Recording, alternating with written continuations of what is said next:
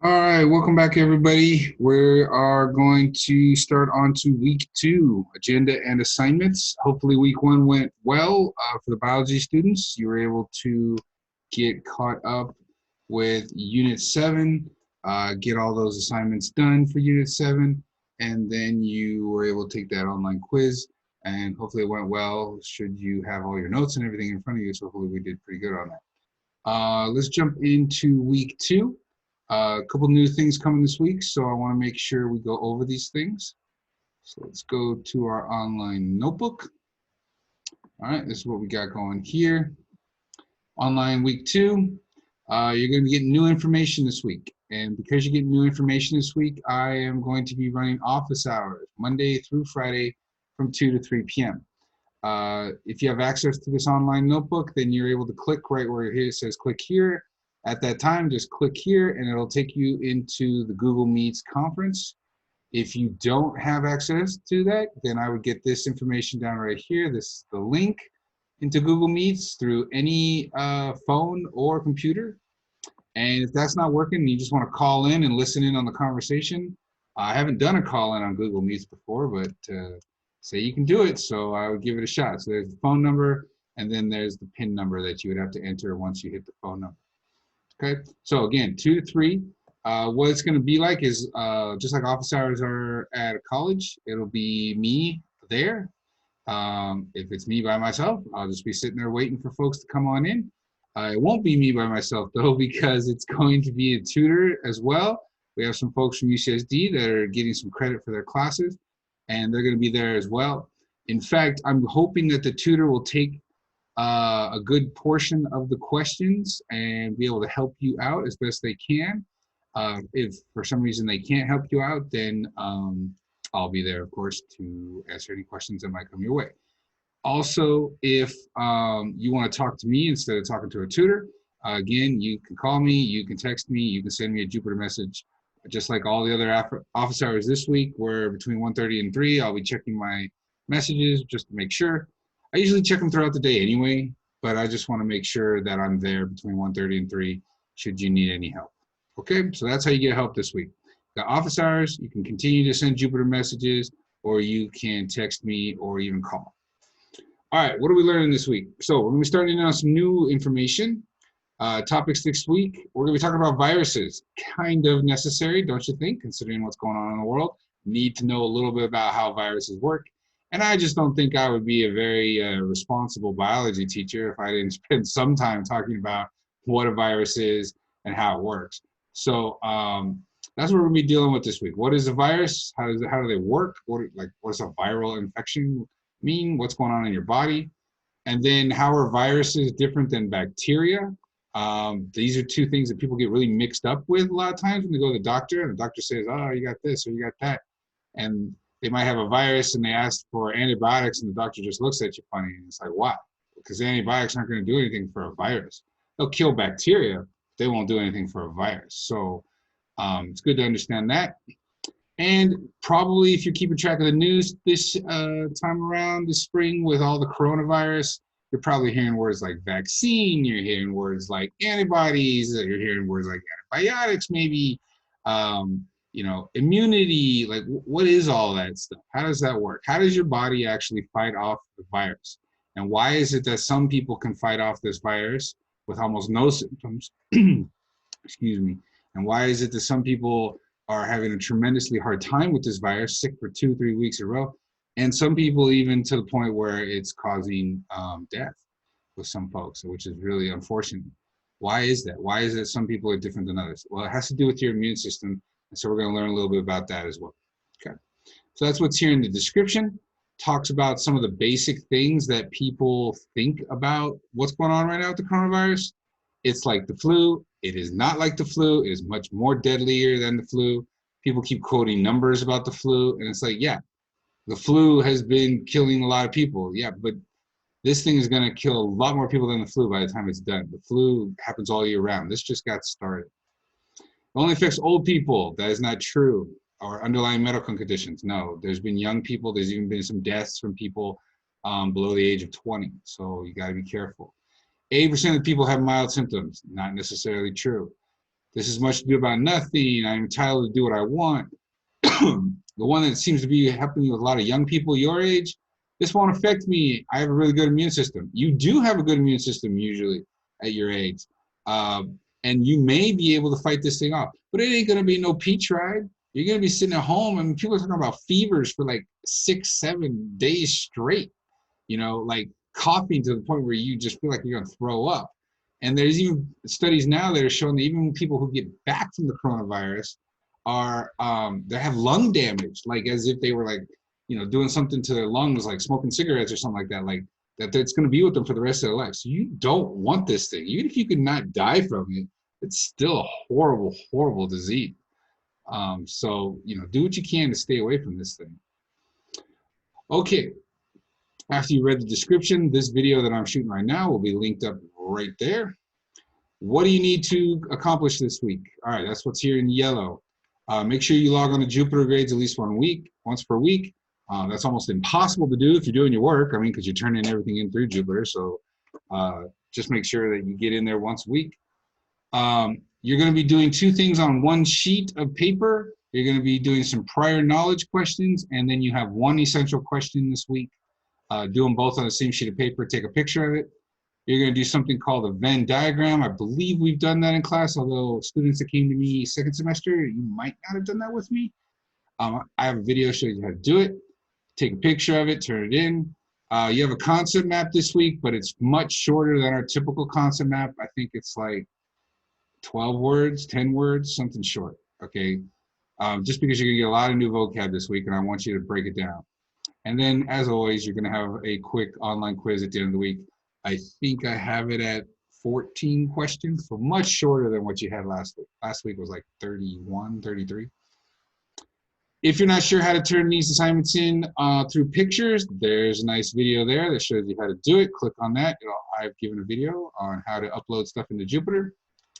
All right, assignment number 1, prior knowledge reflection. So before you even get started on any learning to do with viruses, I just want to see what you have in your brain right now. And so I've got 3 questions for you. What was your thinking or feeling about this coronavirus or COVID-19, back in December, if you can remember that? What was your thinking or feeling about it before we left for spring break when they shut down the schools? And how do you feel about it right now that you've been at home for, like 6 weeks? That's a long time at home. 6 weeks now. How are you feeling about coronavirus? Just what do you know about it? What are you feeling about it? How are you thinking about it on those 3 points in time? Second question. What have you learned about the coronavirus that you feel like, I'm good with, I get it, I understand this stuff about it? Fix some spelling issue there, thank you. And that, me and my family, we all get this stuff. What are the stuff for 100% you're confident with? And then third question, what aspects of COVID-19 and how it has changed our world do you have questions about? What things do you not understand?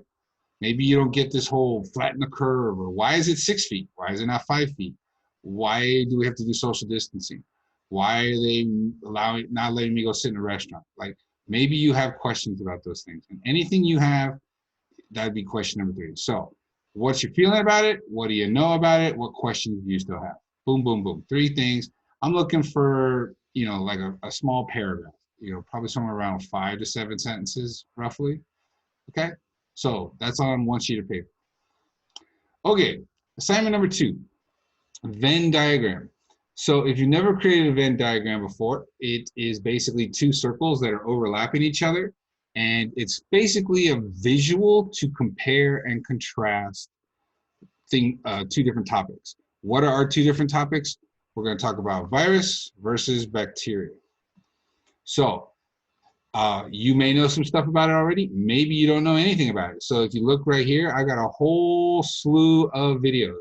These are videos I've found. These are videos the tutors have found.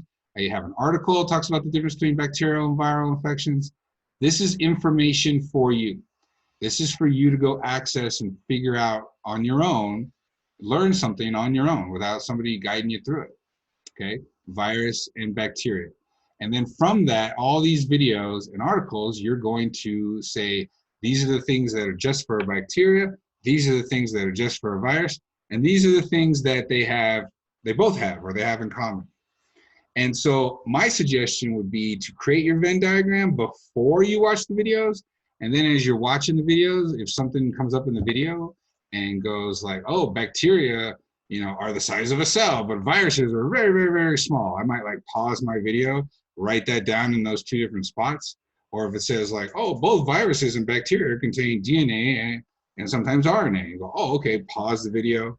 Let me write that down in the spot where they have things in common. That's how I would approach it. But if you want to watch all the videos and then make the Venn diagram, it's totally up to you. It's how you want to do it.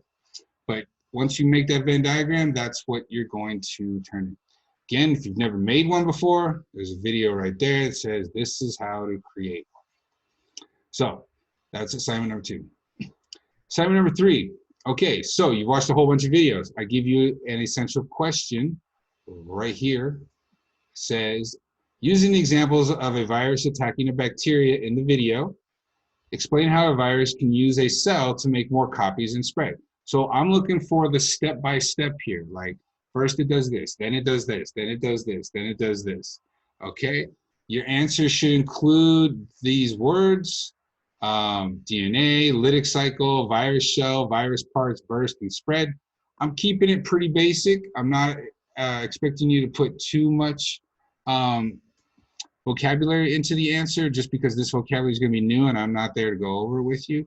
But I do want you to be able to like use some vocabulary in your answer.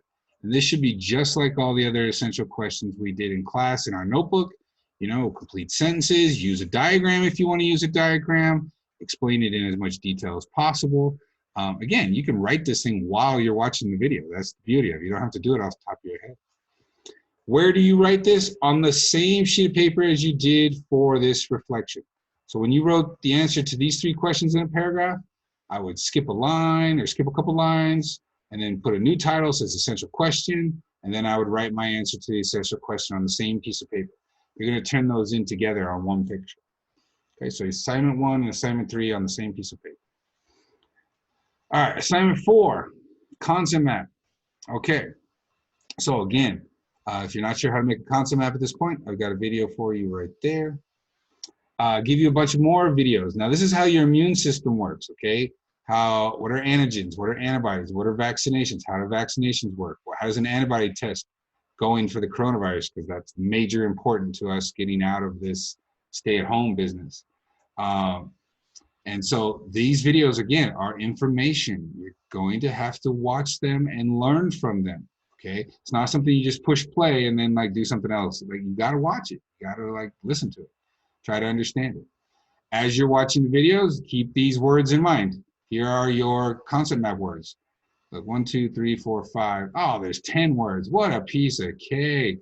All right. And right now you're probably looking at somebody who's going, I don't know these. Yeah, I know. That's why you got the videos. That's the whole purpose of me giving you the videos, is to teach you this basic vocabulary of these things. Lymphocytes, phagocytes, symptom, antibiotics, virus, blood, immune system, antigen, fever, antibodies. Okay? And just like you do with any concept map, put the words, put a definition of what each one is, connect the words together, explain the connections. And then you'll write your summary either on a separate sheet of paper or on the back. Okay? And then another quiz. This will be week 2 quiz. Not week 6, excuse me, week 2. And then again, I would have my concept map out when I take the quiz. I would have my Venn diagram out when I take the quiz. I might even have my essential question out when I take the quiz. It would be kind of dumb to take the quiz before you've done all the work for this week. So I would do all the work, have it sitting right in front of me, and take the quiz with all that stuff right in front of me. So if the quiz asks me what an antibody is, boom, it's on my concept map right there. Okay, so 5 things you have to do. Prior knowledge, Venn diagram, answer 1 essential question, a small concept map, and a short quiz. And that's it for the week.